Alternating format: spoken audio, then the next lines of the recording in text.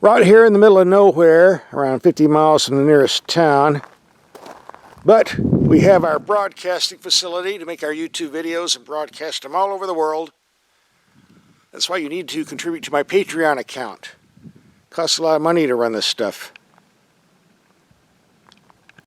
And let's see what they sent us to drive today. A nice baby blue Ford Raptor. Let's take it into town, dust it off, and see how it works. We're at our storage and test facility. Let's see what we're rolling out today. I hear we had a lot of trouble getting it through the door. Must be something big. Well, a Ford Raptor doesn't get any bigger than that. Nice big truck, big headlights, big wheels and tires, big engine, and a big price tag. Let's take a peek. We'll put it on the computer screen, make it larger. That'll make it big too. Here's the price sheet for the Raptor. And as you can see up close, this is a prototype for professional use only, not for sale. However, with the starting price of $65,000 and most of the options, I clocked it out to around $81,000 for those interested. Here are some of the options.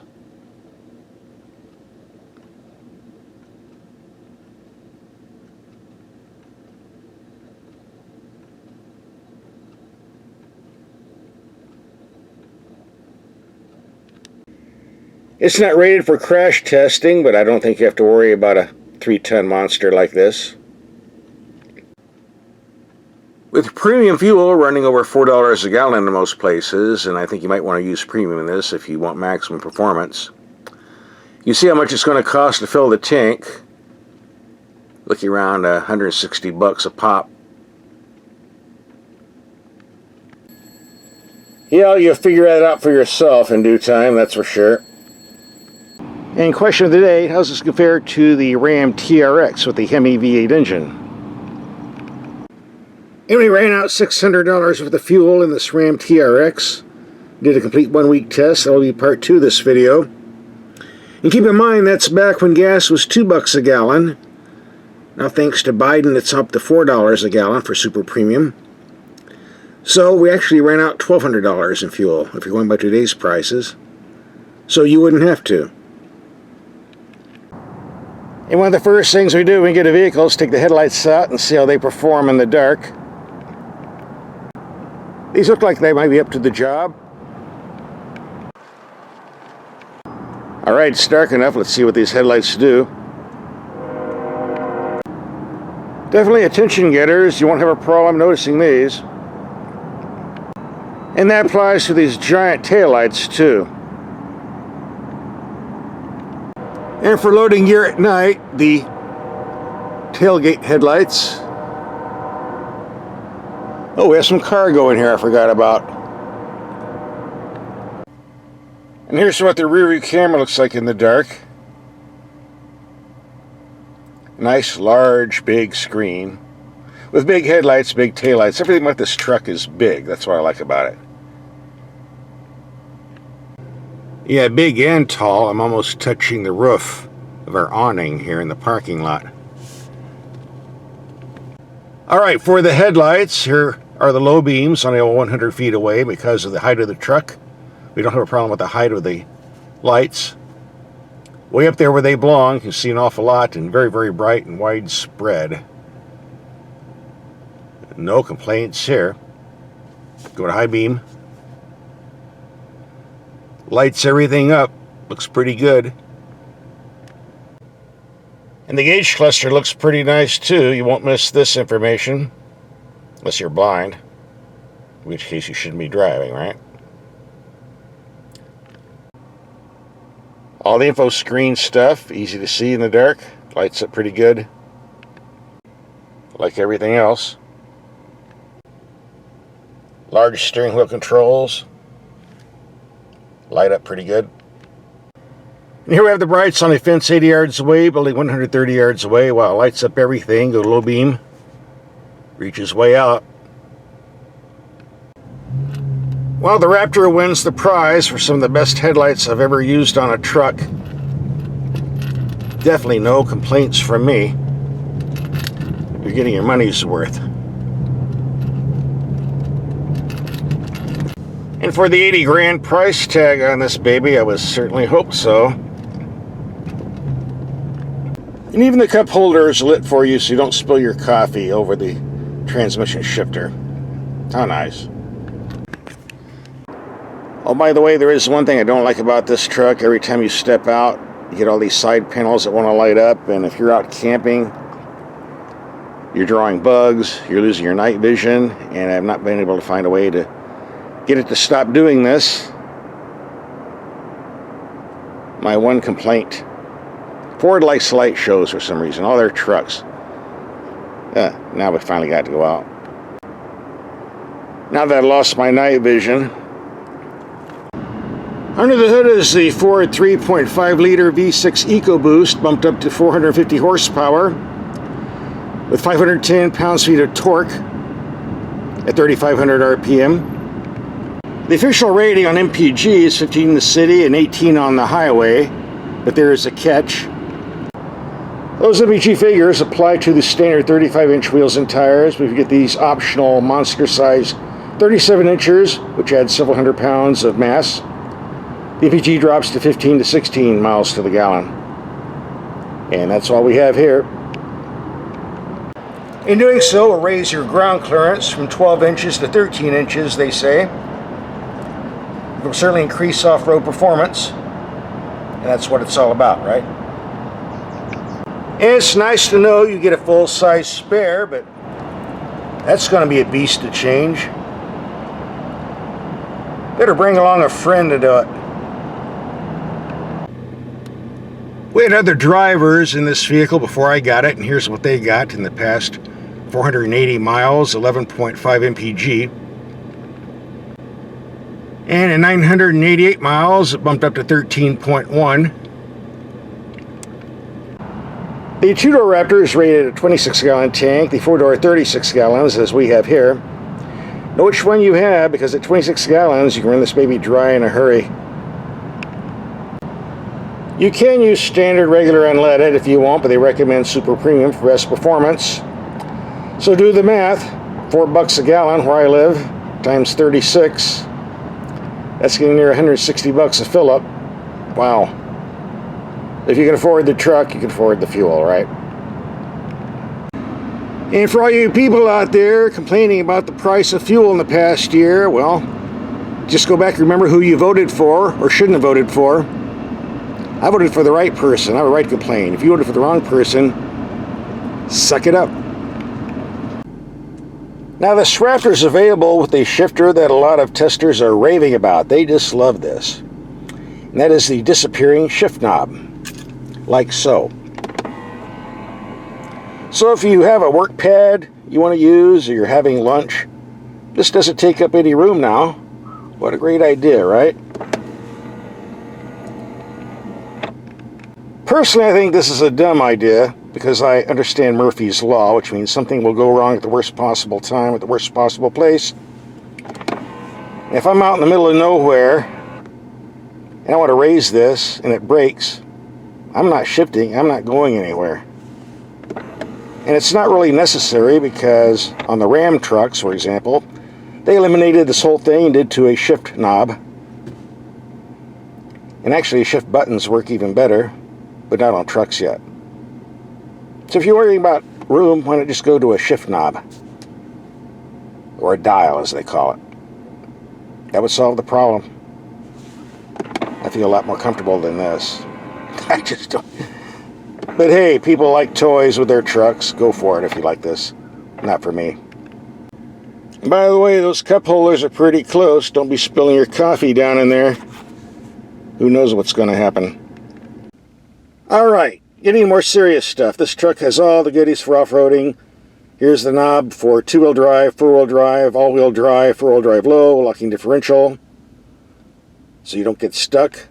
And I'm told these shocks cost almost as much as the engine. I can believe it. And here's another tip for you if you're going to buy a Raptor. One problem with high ground clearance vehicles like this, they give you a standard jack, which is intended for a low ground clearance truck. Try to jack this baby up, change a flat with these 37 inchers and shocks, you're going to have an issue. I've tried this before on other similar vehicles, and the problems you will have, especially on soft ground, are endless. However, there is a simple solution.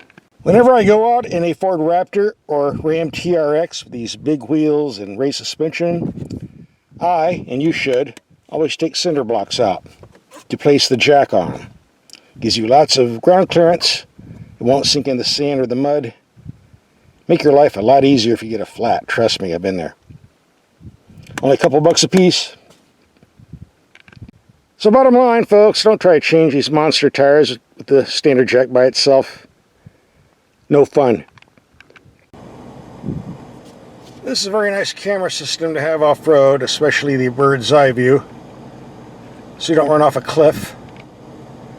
Ford wouldn't like that when it comes time to give the vehicle back. Let's look at all the choices here.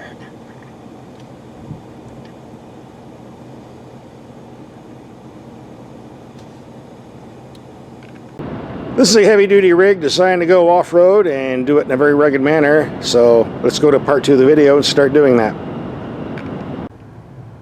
Well, our plan was to take a highway trip, get some fuel economy readings off this rig, but been sitting here for half an hour, probably burning up around 20 gallons of fuel out of the tank.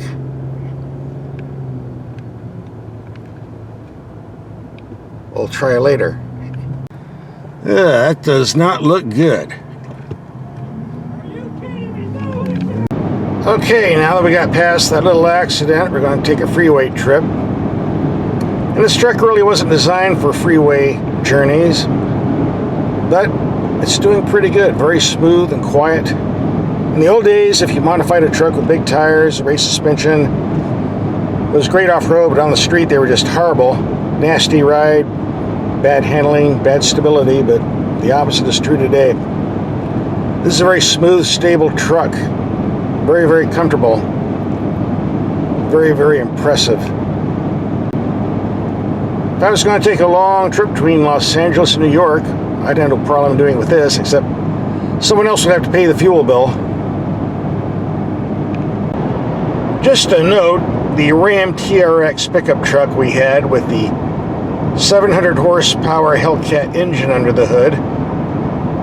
What a nice truck that was. But on the freeway, we were lucky to get 11 miles to the gallon on that one. I can only hope this Raptor is going to do a lot better, since I'm paying for the gas. Well, I was actually getting 17.5 mpg on level ground, but we were climbing an elevation. Dropped to 15.4. Still not bad considering the horsepower and size of the vehicle involved. It's time to do some ranch patrolling and off-roading, so we got to stop by the ranch house and get some supplies. Need to go down to Home Depot and get some windows for this place. I've been saying that in every video for years, but just don't have time. Testing cars is a hard life. It takes up all your time. Christmas is coming. Time to get around the fireplace and sing Christmas carols. I'll use a tree. We'll put that in the corner. We had a very nice off-roading trip planned in this vehicle, but couldn't go because of a road closure and other things that interfered, so we'll have to go out here instead. Not as rugged, but definitely desolate. Out in the middle of nowhere, you do not want to get stuck. But getting stuck in a Raptor is pretty embarrassing. You have to do something pretty stupid. And I can't get over how comfortable this truck is to drive, regardless of how rough the terrain is. Yeah, the tires might make a lot of noise, but you won't feel any of the impacts in the cabin. You're getting your money's worth on the suspension. You'll never do better building it yourself. Not in this price class anyway.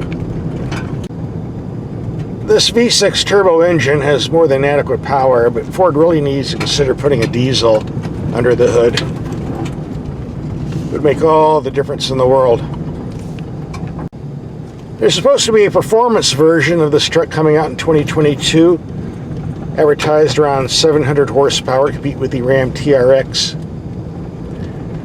I can imagine what the fuel economy will be on that one. On a vehicle like this, torque is more important than horsepower. I'd still rather have a diesel. Just saying. There is one disadvantage with a truck like this. It's wider than Oprah's butt, so sticking a truck like this down a narrow trail can be tricky. Fortunately, these are just bushes. I'll have to say I'm very impressed with this truck. You can afford the gas prices and the price tag. You have yourself a nice rig. Great for four-wheeling in areas like this. By the way, don't send me an email asking me what this white stuff is on the paint. It's car wax. You put it on, you don't wipe it off, protects the paint in case you rub up against a bush. See how nice and shiny that is, no scratches. A trick that works very, very well, saves your paint. A little tip from me to you. I see the border jumpers have been camping out on the property. Oh well, let's see if they left us a beer. Anchor steam. Good stuff. Anything's better than Bud Light. Vodka. Have to stick around here for a while. I can't believe this. I put that chair here about 9 months ago and it's still here. Well, at least somebody's getting some use out of it. Probably the mice chewing the foam out. Oh, terrific. Someone left the gate open and all the little children got out. Especially the ones with horns. And this one's standing guard. He's not going to let me pass unless I pay a toll. Probably a bale of hay. That's an ugly looking girlfriend he's got. Sorry, didn't mean that. Sorry about the comment I made about your wife there, buddy. Just keep those horns away from my tires. We'll be friends again. Those are sharp. I really love this truck. If there was only a way we could get 50 to 60 miles to the gallon off this rig, that'd really be great, but not going to happen in our lifetime. So what's my take on this Ford Raptor after a week of driving and lots of gas guzzling out the tailpipe? Well, in my opinion, this truck is expensive, but it's worth every penny. I don't think Ford is making that much money off it. Lots of engineering and development here. Very impressive. You know, the internet commandos getting on the web saying, oh, I could build an F-150 myself. This is good, a lot cheaper. No, you can't. You'll just end up with another hillbilly truck with no resale value. It will not compete with this. As far as the comparisons between this and the RAM TRX with the Hellcat engine, keep in mind the TRX is around $18,000 more fully loaded. Guzzles about 40% more gas. And it comes down to it, horsepower doesn't mean much when you're going off-road, even if it does on the street. That will bring us to part 2 of these videos. The RAM TRX videos coming up. Just click on the link and watch.